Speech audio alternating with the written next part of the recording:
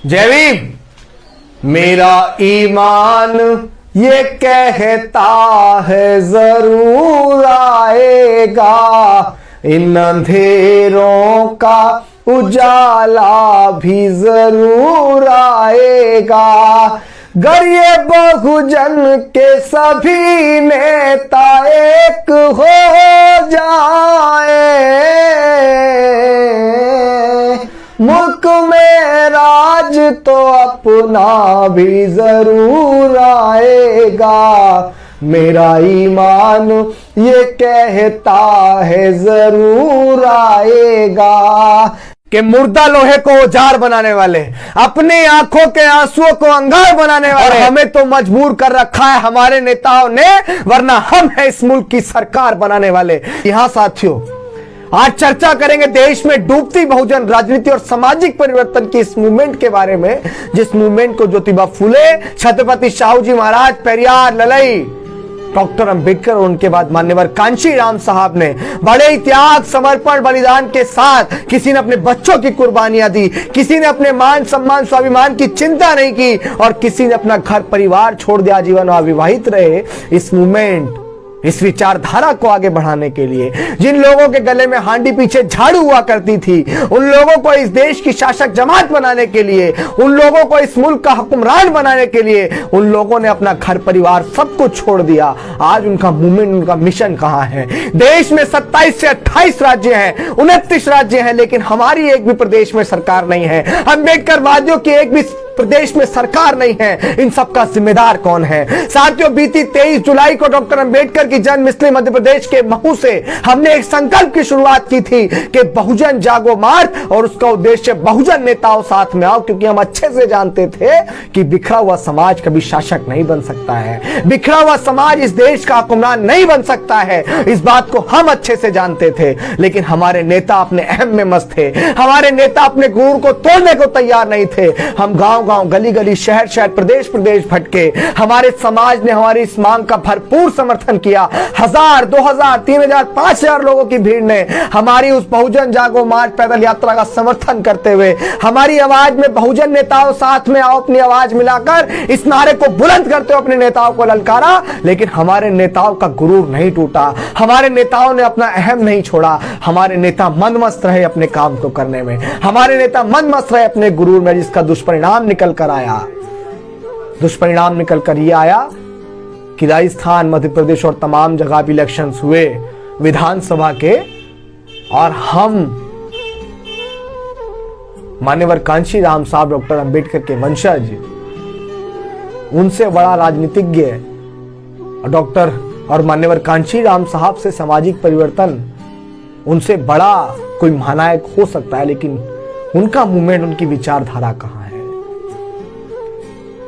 साथियों, बड़ी तकलीफ होती है, बड़ा दुख होता है, बड़ी अंदर से ये तकलीफ होती है कि यार आखिर मूवमेंट आज कहां जा रहा है। हमारा ईमान तो ये कहता है कि हम लोग इस देश के हुक्मरान जरूर बने, लेकिन कैसे? हमारे नेताओं का अहम नहीं टूटेगा, हमारे नेता अपने घमंड में मस्त रहेंगे, तो क्या हम इस देश के हुक्मरान बन जाएंगे?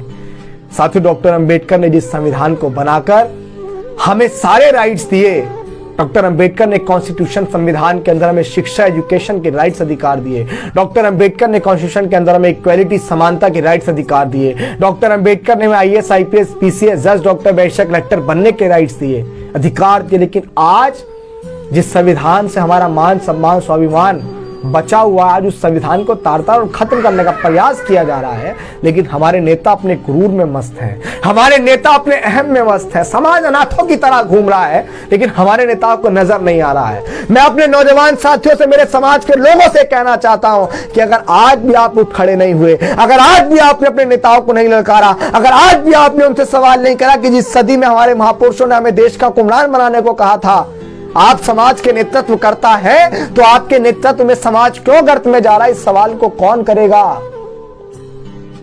क्या हम अपने नेताओं को यूं छोड़ देंगे कोठों में मस्त? क्या हम अपने नेताओं को यूं छोड़ देंगे लंबे लंबी गाड़ी काफिले के मस्त घूमते रहो बस? समाज है आपको चंदा देने के लिए, समाज है आपकी रैलियों में भीड़ बढ़ाने के लिए, समाज है आपकी जय जयकार करने के लिए। लेकिन जब समाज पिटता है, समाज छिदता है, जब मुझे रखने पे उसकी हत्याएं होती है, जब पानी का मटका छूने पे उसकी हत्याएं होती है, वो दर्द आपको, वो तकलीफ आपको नजर नहीं आ रही है। हम बेशक आंदोलन करते हैं, लेकिन उस आंदोलन से कुछ नहीं होगा। इस देश में जब तक हम लोग सत्ता का आंदोलन नहीं करेंगे, जब तक इस देश में एकजुट होकर हम लोग सत्ता की ओर नहीं बढ़ेंगे। डॉक्टर अंबेडकर ने, मान्यवर कांशीराम साहब ने कहा था कि बिखरा हुआ समाज कभी शासक नहीं बन सकता है, और जिसके हुक्मरान नहीं होते उनके ऊपर शोषण अत्याचार निरंतर होते रहते हैं। और आज हमारे हुक्मरान नहीं है, इसलिए हमारे ऊपर शोषण अत्याचार निरंतर है। मैं पुनः समाज के तमाम अंबेडकरवादी नेताओं से कहना चाहता हूं कि अपने अहम को छोड़कर एकजुट हो जाइए, वरना ये समाज जब आपको फर्श से अर्श तक पहुंचा सकता है, तो ये समाज आपका विरोध करना भी जानता है, ये समाज आपको खदेड़ना भी जानता है। ये समाज जब आपको स्थापित कर सकता है, तो ये समाज आपसे सवाल कर सकता है, क्योंकि समाज से बड़े ना आप हैं, ना इस मूवमेंट से बड़े आप हैं, ना इस विचारधारा से बड़े आप हैं।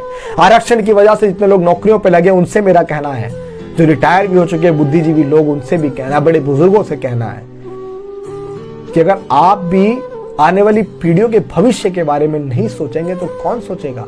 आपको तो आरक्षण की वजह से नौकरियां मिली, लेकिन आपके आने वाली पीढ़ी बर्बाद हो जाएगी। आपको उठ खड़े होना पड़ेगा।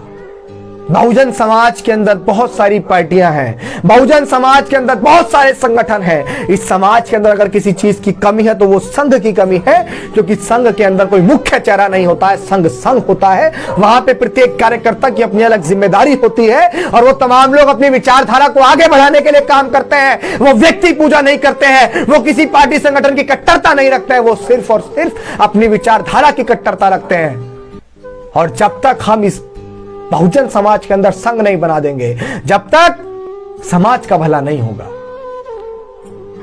मैं नेताओं से फिर हाथ जोड़कर निवेदन कर रहा हूं, एकजुट हो जाइए।